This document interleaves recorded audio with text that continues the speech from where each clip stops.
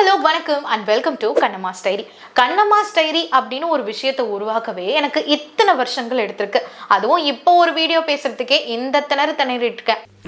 ஆனா 13 வயசுலயே ரொம்ப போல்டா ஆல் இண்டியா ரேடியோலயே தன்னுடைய கெரியரை ஸ்டார்ட் பண்ண ஒரு பெண் பத்தி உங்களுக்கு தெரியுமா? சாரி, எனக்கு தெரியாது. இன்னைக்கு தெரிஞ்சுக்கலாம் ரினி சைமன் கண்ணா அவர்கள் பத்தி. டெல்லி மெட்ரோ ரயில்வே ஸ்டேஷன் முழுக்க இவங்களுடைய குரலை கேட்காதவங்களே கிடையாது. ஏன்னா மெட்ரோ ஸ்டேஷன்ல இவங்களுடைய குரலை தான் தினமும் நம்ம கேட்டுட்டு இருக்கோம். ரினி சைமன் கண்ணா அவங்களுடைய கெரியரை 13 வயசுல ஆல் இண்டியா ரேடியோலயே ஆரம்பிச்சிட்டாங்க.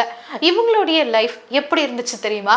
சின்ன வயசுலயே அவங்களுடைய அப்பா விமானப்படையில வேலை பார்த்ததுனால அவங்களுடைய ஸ்கூல் லைஃபை முடிக்கவே கிட்டத்தட்ட அவங்க 9 ஸ்கூல் மாறி இருக்காங்களா.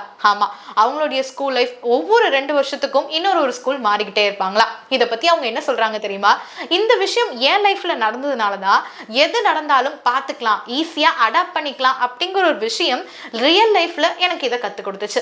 அதனாலதான் 13 வயசுலயே என்னுடைய கெரியரை நான் ஸ்டார்ட் பண்ண இது மிகப்பெரிய உறுதுணையா இருந்துச்சு அப்படின்னு சொல்றாங்க. ஆல் இண்டியா ரேடியோல அவங்களுடைய கெரியரை ஸ்டார்ட் பண்ணது மட்டும் இல்லாம அதுக்கப்புறமா தூர்தர்ஷன், யுனைடெட் நேஷன் அப்படின்னு சொல்லி அவங்களுடைய சரித்திரத்தை திருப்பி பார்த்தா ஏகப்பட்ட இடங்கள்ல ரொம்ப போல்டாவே அவங்களுடைய குரலை ஒவ்வொரு இடத்துலையும் பதிவு பண்ணியிருக்காங்க.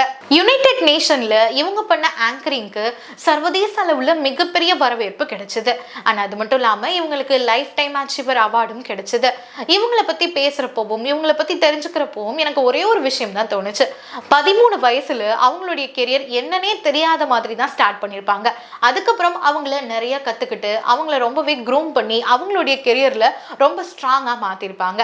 முதல்ல அவங்களுடைய குரல் மட்டும் தான் கேட்டிருக்கோம். அண்ட் மெட்ரோல இப்போ நம்ம அவங்களோட குரல் மட்டும் தான் கேட்கிறோம். அவங்க யாரு அப்படின்னு அவங்களுடைய குரல் தானே அவங்கள தேட வச்சது. அதே மாதிரி நமக்கு ஏதாவது ஒண்ணு பிடிச்சிருந்ததுன்னா அதை நம்ம இறுக்கமா பிடிச்சுக்கிட்டா கண்டிப்பா ஒரு நாள் நம்மளும் யாருன்னு தேடுற அளவு மிகப்பெரிய ஆளா மாறுவோம்னு எனக்கு தோணுச்சு. ரினி சைமன் கண்ணா அவர்கள் பத்தி உங்களுக்கு என்ன தோணுச்சு அப்படிங்கறத மறக்காம சொல்லுங்க. இந்த மாதிரி இன்ஸ்பைரிங்கான இன்னொரு கதையோட கண்ணம்மாஸ் டைரியில சந்திக்கலாம்.